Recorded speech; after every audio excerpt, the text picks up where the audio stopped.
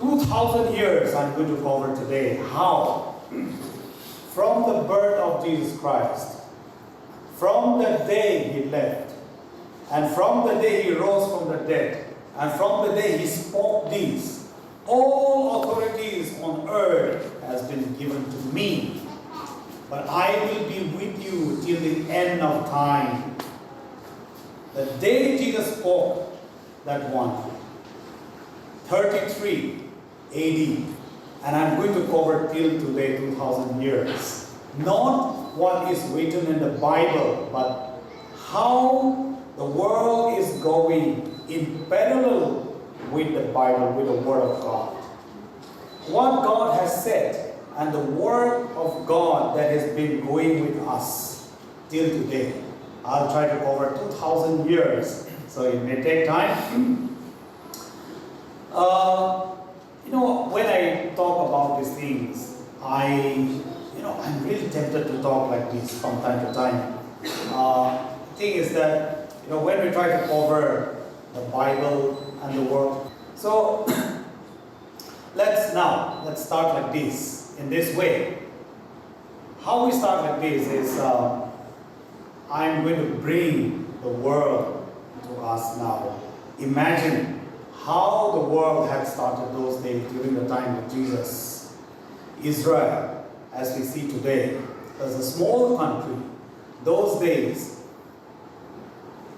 the Romans took Israel, they conquered Israel. It was done by the General Pame. There was no emperor yet those days.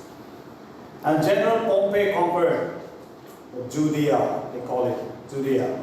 First conquered by the Greeks, and then they left. They were free for around 100 years, but the Romans, they controlled this area now, somewhere in 63 BC by General Pame. And Caesar Augustus, the first emperor of the Roman Empire, took over in 27 BC. How the world has been preparing for the birth of Jesus Christ. 27 BC, Caesar Augustus became the emperor of the Roman Empire. How great Caesar Augustus is like this. The calendar that we're using today is Greco-Roman calendar. I'm bringing the significance of this one. Why do we say January, February, March, April, May, June, July? July we have 31 days. August we have 31 days. Why both the months together? It is not because of this one. We say that high, low, 31, 30 days. No, it's not. July comes from Julius Caesar, the greatest general of the Roman those days. And after Julius Caesar was Caesar Augustus. So August is taken from Caesar Augustus. That's why they have to give this one. 31 days in July, 31 days in August. And the greatness of Caesar Augustus is those days, the Romans, he could conduct the census of the entire world, the entire Roman Empire, without having this computer system, no telephone, no airplane, nothing. But it was counted one of the greatest things that the world had ever done, conducting census of the world. Those days, Caesar Augustus. Now what a coincidence. Let's see, what a coincidence. We have heard about King Nebuchadnezzar. We have heard about, can you see that one? About his dream. King Nebuchadnezzar, his dream. He saw these. And who interpreted the dream? Daniel interpreted the dream. Days, Nebuchadnezzar, Babylon, it was his time, the best time, the gold, Persia, and the Greece, Rome, the iron leg. What a coincidence. The iron leg, which King Nebuchadnezzar saw around 600 years ago, it is coming true during this time. The strongest, nothing as strong as the iron. The iron can break the gold, the silver before them, the bronze before them. The Romans are the ones, the strongest, like the iron. And at this time, Jesus was born. Let us see. During this time, what a coincidence, the best time. And if we see the first temple, the temple which popular temple we talk about, the Solomon's temple we say, which was built somewhere in 1000 BC by King Solomon himself, it was destroyed by this man, King Nebuchadnezzar. In 586 BC, it was destroyed when he conquered Jerusalem. And the second temple was built. Second temple was built again, and it will be destroyed again by the Romans. I will come to that later. Then when Jesus was born, somewhere in the 4th BC, things are happening. When he was born, and then he died for us. And he said, when he rose from the dead again, somewhere in 33 AD, and we see this tomb. Pick number 2, yes. Please be ready for a long time. Yeah, I'm showing you. Some will not believe. I've been there. This is a tomb of Jesus. The empty tomb of Jesus. Some people still don't believe today that, oh, there may not be. It may be just a story. It may be just a story. I was also one of them those days. I do not believe much. Maybe it's just a story. There are some people, oh, Jesus, the story of Jesus may be just a fiction, maybe just a made-up story. No. It is the difference between the story of Jesus and other religion is, for others, it is just a mythology. But Christianity is a history. History with facts and figure. Jesus, the empty tomb, is here. We happened to go in 2017, the month of May. So I went inside, I checked the tomb, it was really empty. This is the tomb of Jesus Christ, somewhere in 33 AD. And then, after that, when Jesus spoke these, all authorities are given to me when I'm teaching them to observe all things whatsoever I have commanded you, and I am with you always, even to the end of the world.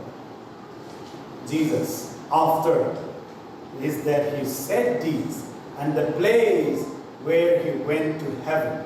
Where he went to heaven is, yes, the third one. See, why I stood here, you know why I stood here? This is on top of the Mount Olives. We call it Mount Olives. We go down like this. And Gethsemane will be there where Jesus prayed. This is on top of the Mount Olives where Jesus went to heaven. I stood there right at the place of way to heaven. You know, if some of you happen to go to the Holy Land, don't think that everything will be so peaceful to take this kind of photo. In order to get this kind of peaceful photo, you have to push people away. Otherwise, there are more people than the Israelites in Israel. The tourists are more than them at any given point of time. Crowded, really crowded place. Mount of Olives, that is the place where Jesus went to heaven. Why I'm bringing this one is, today, let us check the Word of God with facts and figure. Not just preaching, but let us see. And let us see where you stand and where we are. With Word of God. Facts and figure with the Word.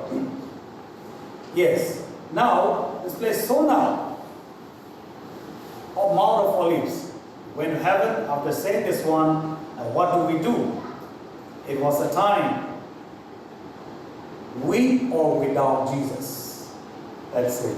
When Jesus went to heaven, it was with or without Jesus. For some people, it was so much of enthusiasm they were preaching the Word of God. That God, Jesus has gone up to heaven, He'll come back to take us. Some were preaching. But there were people who started doubting. Oh, He has come, now He has gone. We don't know what to do. So there was a time when even Christianity would have died. It would have disappeared. There was a time. It could have gone. It could have been gone. But there were people like, why I say Christ, the rock of ages, God will intervene in the right time, in the right place. We may start questioning, why is God doing that? Why is God not doing this one? He should have been there. He should have done this. Many times we have complained at this. I have also complained at this. God should have been there. God should be doing this one. But God is a God who created. He knows when and what to do at the right time. Let's see. There was a time, at the time, young man Saul, everybody knows, the most learned man of his time in that area. Paul, we call it today. Paul, the most learned man and very enthusiastic man. He started hunting down people. Why are you believing in Jesus? Why are you believing in Jesus? He even started pulling people out from the house, and he was the man who started threatening the apostles, the disciples of Jesus. But this man, when God intervened, he could not escape. Let's see.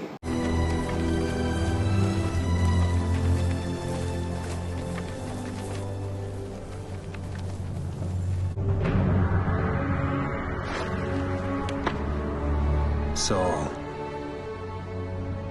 Saul, why persecutest thou me? Who art thou, Lord? I am Jesus, whom thou persecutest. It is hard for thee to kick against the pricks. Lord, what wilt thou have me to do? Arise, and go into the city, and it shall be told thee what thou must do.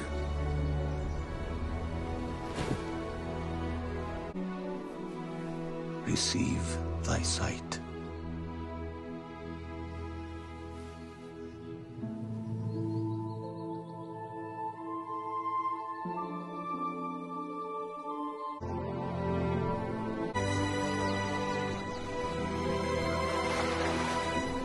Yes. The right person at the right time, when God intervened and called Saul, the most learned man. This is the man who was hunting the Christians, the follower of Jesus Christ. Now when he was baptized, he was the person, the strongest man for the Lord, and he wrote 13 books in the Bible, which we read today. Without Paul, things would have been very different. In order to convince the intellectuals, even in our society, let's see, there are some intellectuals in our place. There are educated people in villages and in towns and cities. It is easy to convince the common man, but very difficult to convince educated people. At their level, we have to talk to them. Paul was the person who did these to convince the world about Jesus. You and I could be like Paul today. When God asks you, you know that it is God. Paul, he knows that he said, "Who art thou, Lord?" He did not ask, "Who are you?" He said, "Who are you, God? Who are you, Lord?" "I am Jesus." "Why thou persecutest me?" Now you've got, there could be some people like Paul amongst us. There could be some people who are following Paul. People like, just the followers hunting out the Christians. There could be some people among us who are just observing what Paul is doing without intervening, waiting for God to intervene. And even when God intervenes, Paul asks, "Who are you, Lord? Tell me what to do. Tell me what to do." Most of the time when God calls us, we accept, but we fail to ask, "God, what shall I do? Tell me what to do." We fail to do that. We just accept the Lord, go our own way, not like Paul in many ways. Now, when Paul was called, he wrote 13 letters convincing the world. And if we start reading the Romans and the Acts, the way he explained, people are not able to understand till today. There are so many things we try to explain, translate, and we start, appropriating the biblical approaches in many ways. But till today, we're trying to translate so many things which Paul has talked about 2,000 years ago. The greatness of God intervening at the right time. Now we're crossing like this. Now, after that, let's see. When Jesus has left the earth, Somewhere 33 AD, he has gone 34, 35, 40, 50. Now let us see the world again. The Roman Empire at that time. Let us also see, we are not far behind. When things were happening there in Israel, somebody has also brought the gospel to India where we live. Saint Thomas reached India in 52 AD. See, can you imagine? Now when people ask you, Christianity was brought to India by the Westerners. Christianity was brought to India by the British or by Americans. Now when we talk about this, let's tell them, no. Christianity in India is very old. It has come to India in 52 AD. More than 2,000 years ago, it was already here. Not before. British were not interested in preaching the gospel. They were not. They came here to conquer the land and to do business most of the time. They were not interested. Now the American missionaries, they start coming. Of course, for exceptions like William Carey, many of them. Now I'm coming down like this. It was a time, some were so enthusiastic preaching the word of God. Some were scared. They had already gone back. Like Peter at the time. Denying Jesus. Following Jesus, but the night he was arrested, he denied Jesus 3 times. Many people, after Jesus left, many people had given up.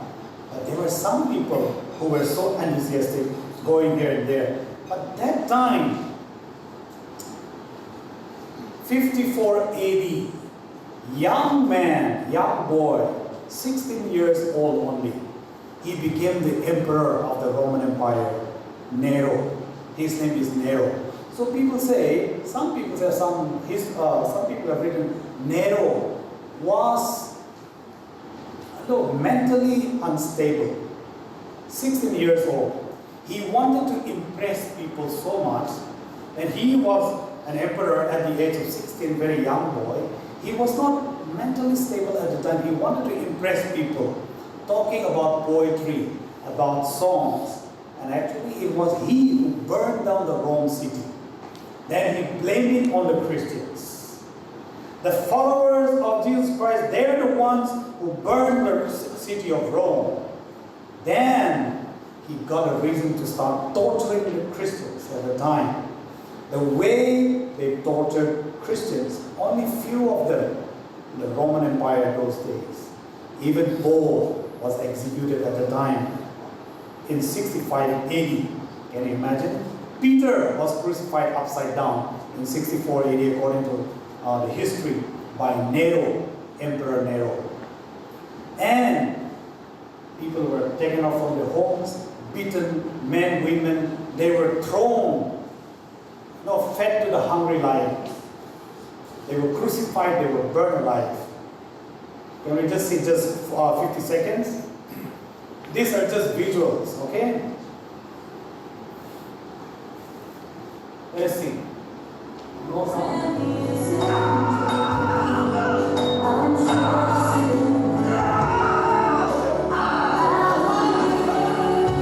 All these things were happening after Jesus left the earth, somewhere in maybe around 50 AD, 60 AD, 64, 65 AD. The time where Peter was crucified, so down where Paul was executed. These are Christians. Few Christians were tortured, persecuted.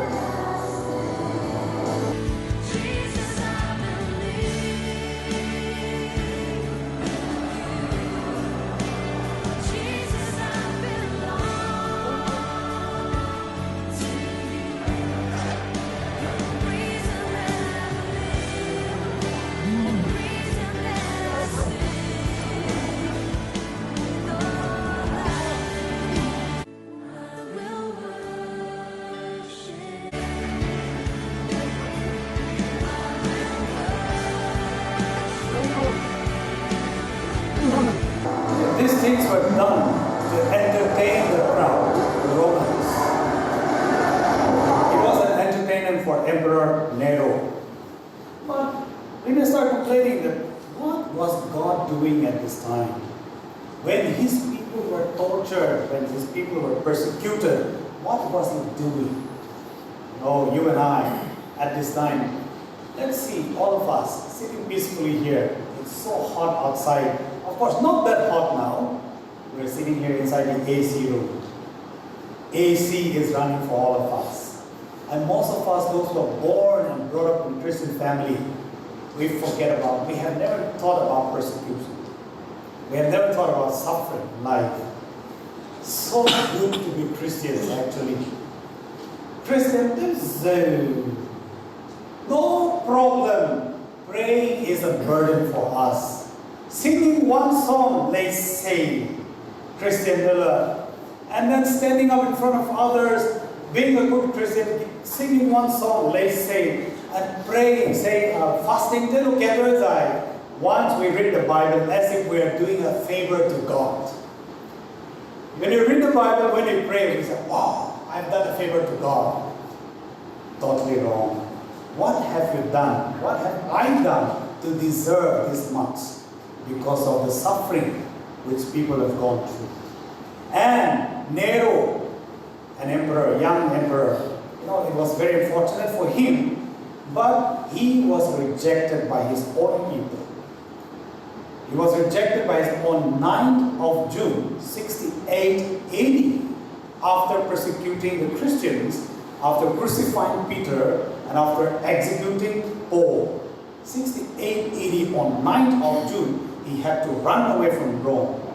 Emperor, imagine an emperor running away from his city.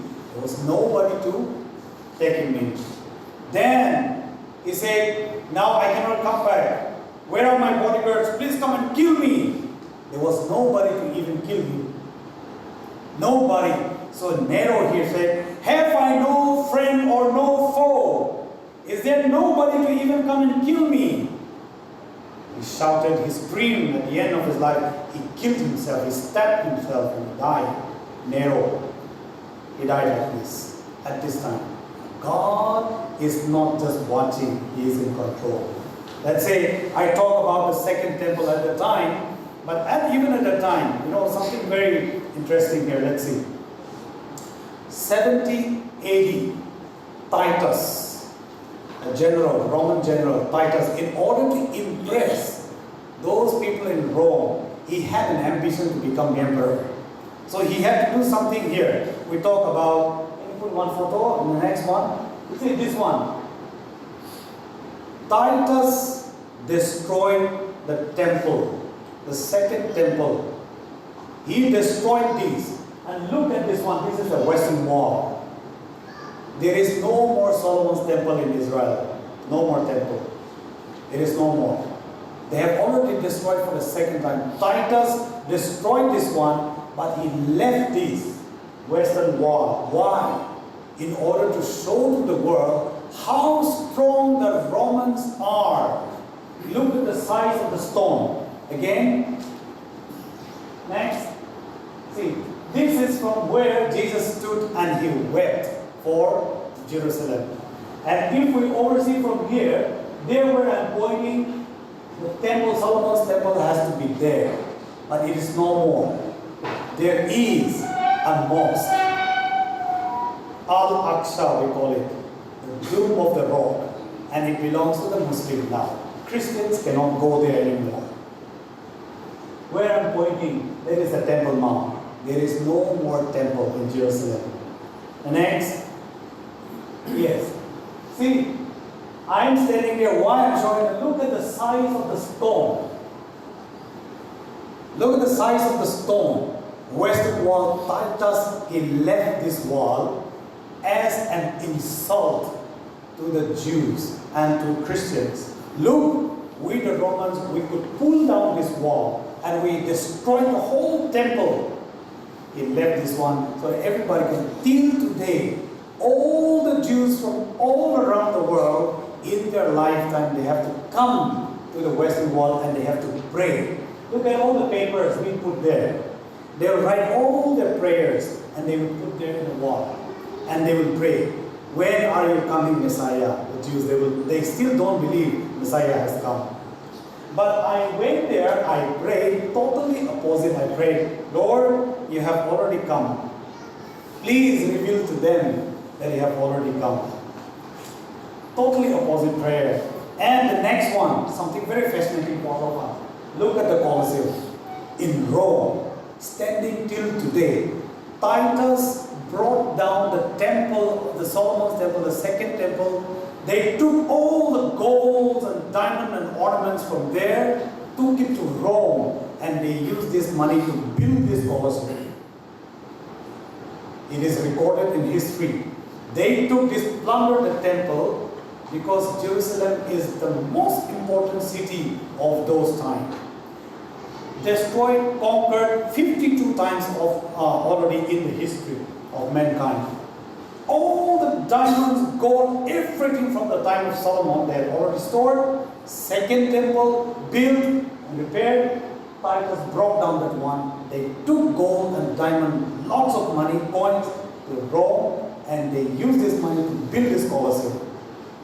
And it is still standing today in Rome. If you happen to go to Rome, you will go and see this one, among the wonders of the world. This is a Titus did this, and is still standing today. Now, around 200 years has gone at least. People were not sure what to do, and Christianity would have been over. No way. But God did not look away. He was in control. Somewhere in 312, and let's say around 200 years apart, why you are here and why I'm here, I'm now coming to this one. 312 AD, a man called Constantine, yes. Can you put this one? On 27th October, Constantine, he was about to conquer, because there were some infightings there those days among the Romans.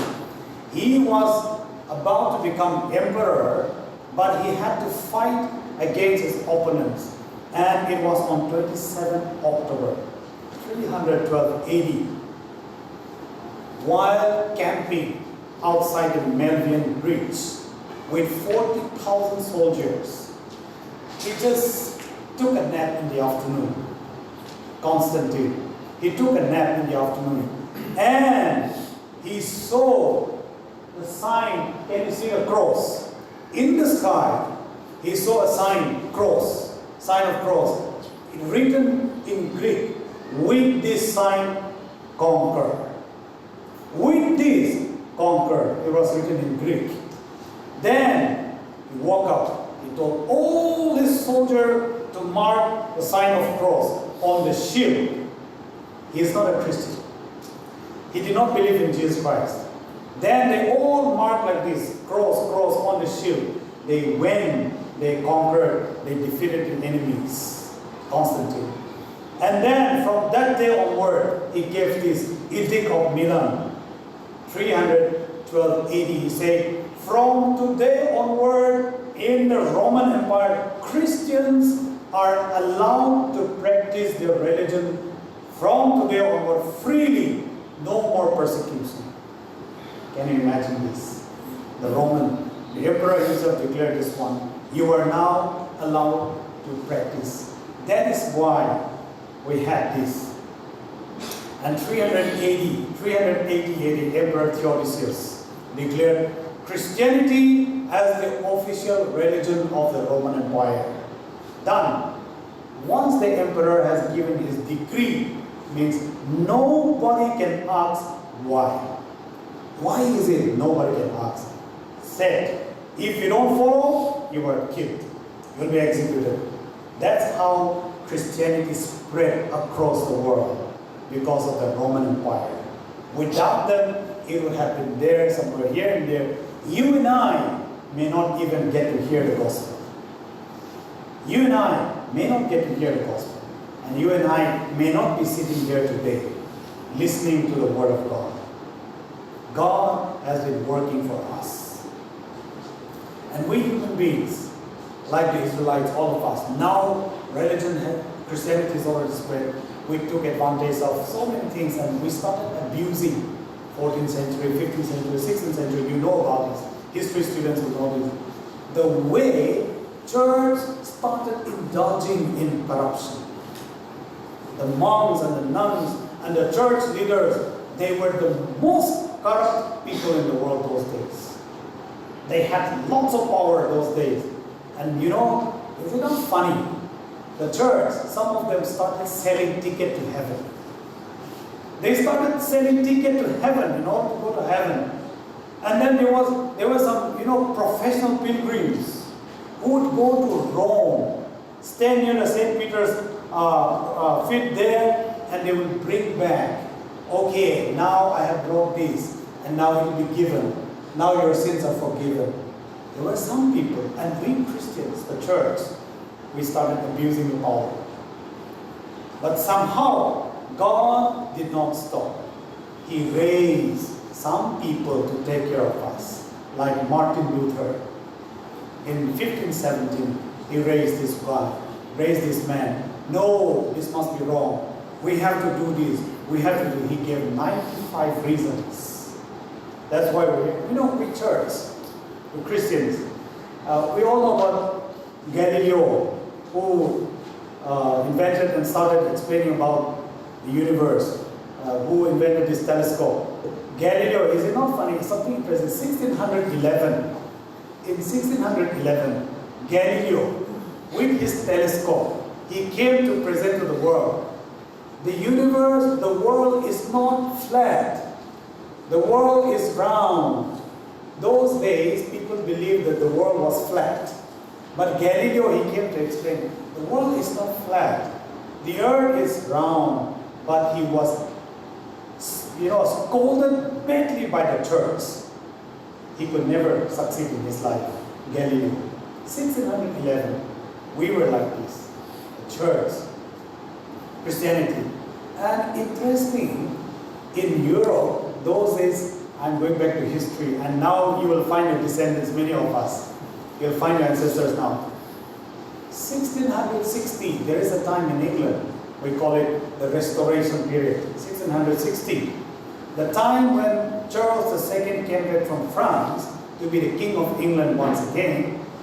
The Puritans, those who consider themselves that we are the descendants, we are Christians, you cannot watch movie, don't go to theater, don't listen to music, don't have fun, you should strictly follow the Bible. These are called the Puritans. Many of them could not stay in England. They went to America. Many of them. 1660, 1665, they went to America. Now, if you trace back, some people think that,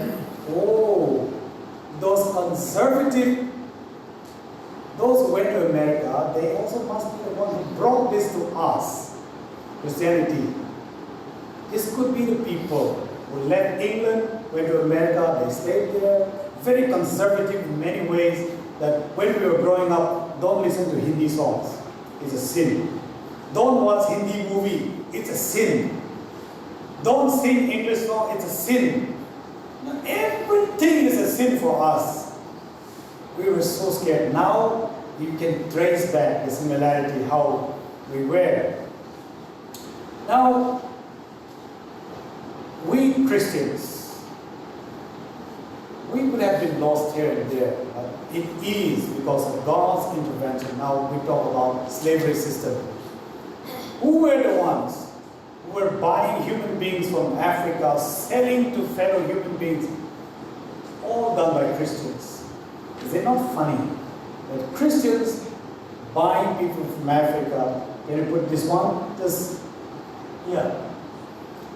Can you imagine your family, let's say, you, your mother, your brother, or your sisters, the whole family, 7 of you, 6 of you, captured by some people and put up in the market to be sold.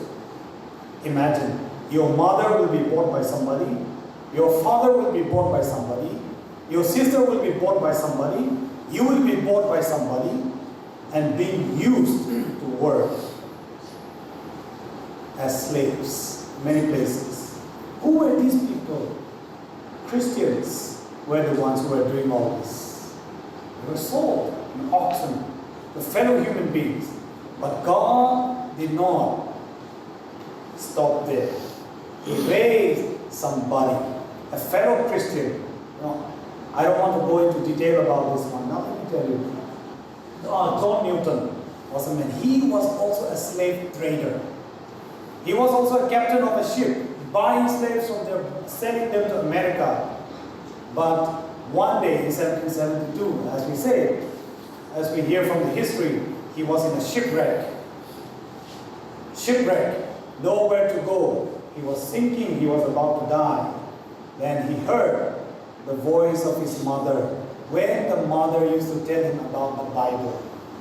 Then he said, he remembered his mother. And he came back. Then he is the one who composes Amazing Grace, how sweet the sound. Some people say, Amazing Grace, the grace of God. His mother used to tell him when he was young that the grace of God is there. The love of Jesus is there wherever you are. That voice came to him when he was sinking and swimming in the river, in the ocean. He heard this voice, how sweet the sound. He came and he convinced the Parliament of England to stop this slave trade. And 1807, slavery system, slave trade was banned in the English Empire. And then in America, we know about this one. Abraham Lincoln was the one who became the president of America in 1860. 1863, Emancipation Proclamation was there. Slavery system was abolished in America. 1865. What I mean to say, God is always in control. Abraham Lincoln, God-fearing man, who read only 5 books in his childhood days, and who went to regular school only for 6 months in his lifetime, who read the Bible, complete Bible, Pilgrim's Progress, the Bible, Aesop's Fables, all this.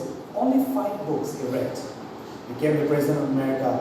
He is the one who said, we are human beings, we are equals in the sight of God. These things have to stop. He abolished this system in America. God is always in work.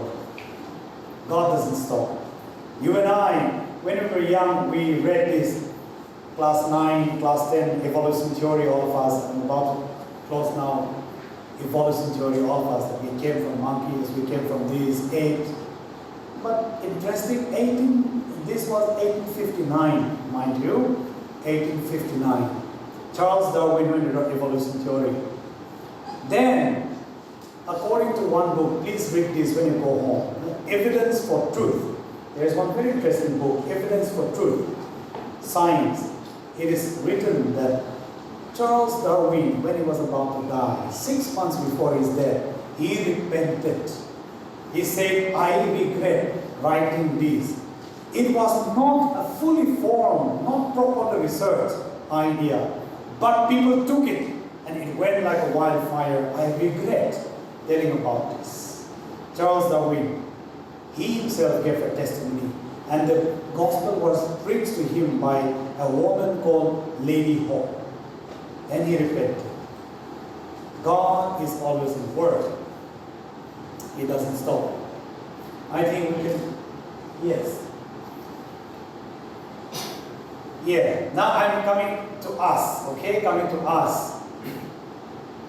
Let's go about this. 100 years later, God has been working, and somewhere, let's say we thought we have listened or we have watched Titanic movie, most of us. Titanic, can you put this one? I want to see this one. 15th April 1912. All of us have watched this Titanic movie. Why I'm bringing this one is God is always at work. When they say the biggest ship in the world, even God cannot sink this, they proclaim. But somehow it hit the iceberg, it sank, and it could not survive. But in that ship, there was one man, pastor, his name is John Harper, a living testimony. Many people who survived this one, they get 2,200 people were in the ship, 1,500 people died. And John Harper from Scotland was on his way to America. He had to preach in Chicago. In Chicago, he had to preach in the church. But he was in a ship with his 6-year-old daughter and his sister. Shipwreck happened. Then, he being a pastor, John Harper, there were so many people who were dying, but he gave the last chance for them to testify, to repent, and to die. He gave his life aboard, life jacket to others. His young little daughter, 6-year-old daughter, and his sister, they survived. But he had to stay till the end. When people were singing, "Nearer my God to thee," it's not just for movie. Actually, they sang this song when they were about to die in Titanic. When they were about to die, they sang this song. John Harper was there helping people. Do you believe in Jesus? We're going to die. Do you want to confess your sin? Do you want to come to God? And according to living testimony, many people who survived this crisis, they say, because of one man, because of one pastor, many people gave their testimony, they accepted Jesus and they died. Many people came back alive, accepting Jesus as the Savior because of this man. But unfortunately, he died. He did not survive. But many souls were saved because of this man. God is always at work. He doesn't sleep, waiting for the right time. And we may talk about, let's say, in the 20th century, as it goes by. We have heard about the First World War, Second World War, when it happened in 1939. I'm now bringing history. Hitler, everybody knows, who killed 6 million Jews, let's say 60 lakhs. And Zeme, all Zeme people put together, let's say 1 lakh. Maybe 1 lakh, let's kind of 1,30,000. Imagine Jews who were killed. 6 million Jews, I mean 60 lakhs people. 60 times the Zeme population. Zillion Rome all put together, hardly 5 lakhs, not even 5 lakhs. Nagama all put together, maybe around 30 lakhs. All put together, Jews, 60 lakhs people were killed. Second World War. But God did not. God had a purpose. Because of this Second World War and because of this Holocaust, the Jews got their homeland, Israel, in 1948. A country was born in 1948. Imagine. A country was born in 1948. Then, after 2,000 years of being scattered in different places, they were able to come back and set up with land here in Israel once again. God's purpose. Until today, what we hear and what we see, the Holy Land is there. Had there been no Holocaust, the Israel nation might not be born till today. Never will. It was the Allied force, England and America, forcefully they established Israel in the midst of people who are settling there. God was working for us. So what I'm asking today to all of us, what about you? What about me? And what about all of us? How did you get this gospel? After 2,000 years, how did it come to you? How did it reach to you? In a very peaceful manner, it was given to you. In a very pleasant manner, it was given to you. You were born as Christians, many of us. I was born as Christian in a Christian family. I have not endured any persecution till today. I'm not sure whether I can survive that kind of persecution. If it comes, God forbid, it should not happen to all of us. It should not happen when we are alive. Pray that it doesn't happen. 1947, Christianity came to my village where I was born, Ibba village. Christianity came in 1947. Somebody accepted and they were expelled from the village. They were not allowed to live together. So they had to form a new village. Some of them gave up. So this man, he could not live there. So he went to Nagaland. He settled in Nagaland.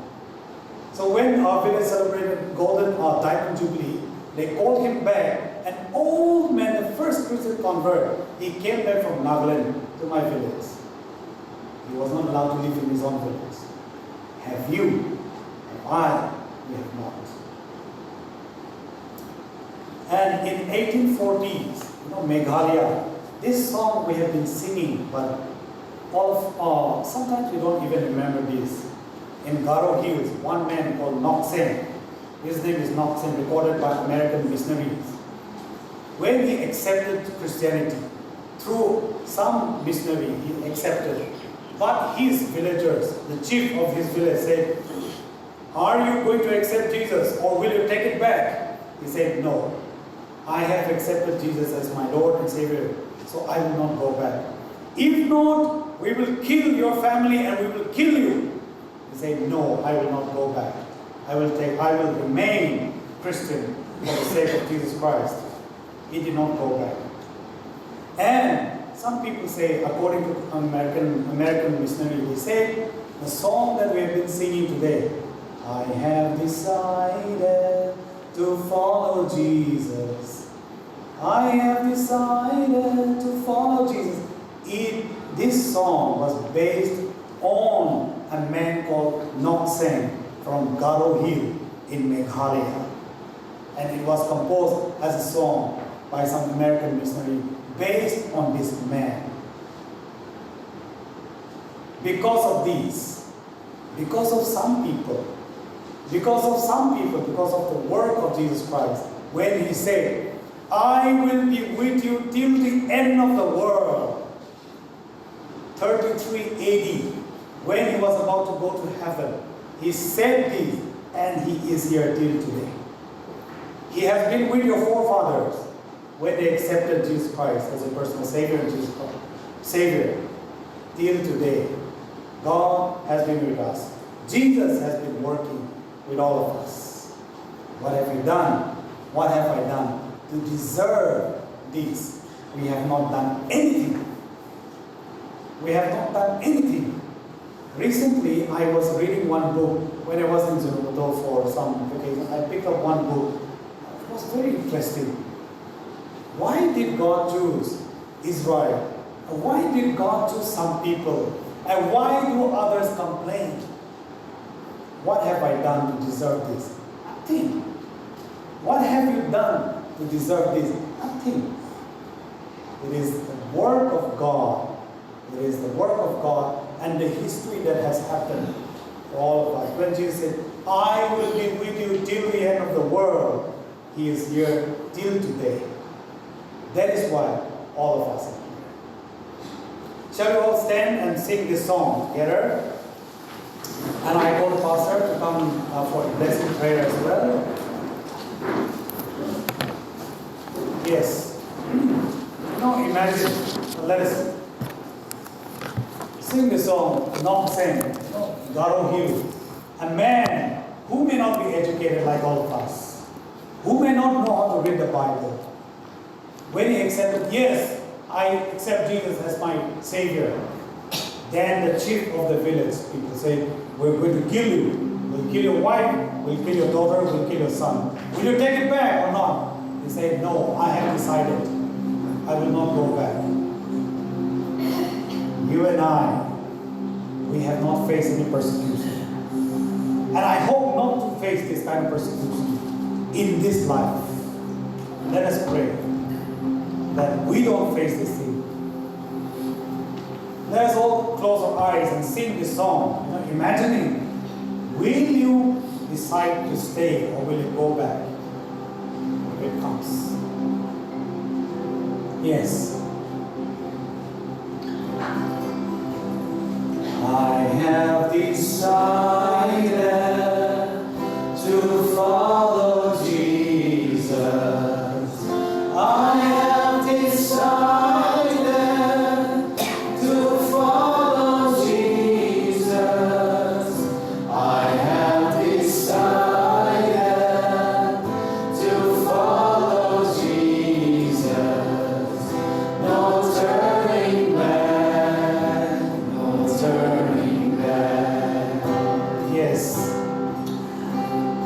Let us all pray that we stand firm even if temptation comes. But let us pray that we don't get to face this kind of persecution which people went through. Let us pray that God doesn't allow these things to happen in our lifetime, that let this peaceful life continue and we continue to praise God, not facing persecution in our lifetime. This is such a great blessing. Let us all pray, and I ask the pastor to take this blessing prayer.